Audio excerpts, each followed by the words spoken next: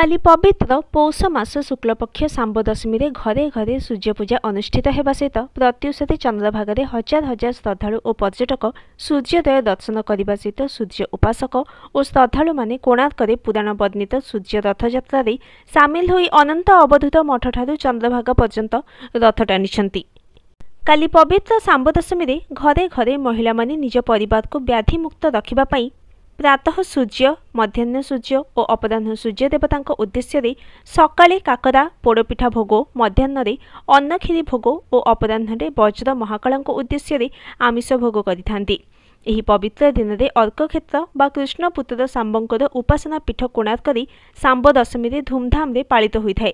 एही अवसर में स्थानीय अनंत अवधूत मठ ठारू चंद्रभागा पर्यंत सूर्य रथयात्रा अनुष्ठित होता है।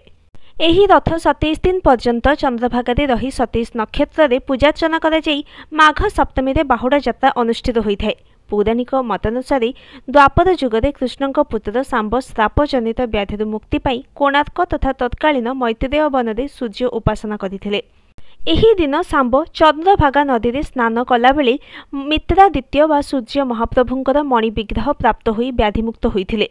सांब ही प्रथमे साकल्य द्वीपरू ब्राह्मण मानक आनी विग्रह पूजा आरंभ करी सूर्य रथयात्रा आरंभ करथिले, जेउंथिपाई परवर्ती अवस्था रथाकृति सूर्य मंदिर निर्माण होइथिला। Bureau report news today.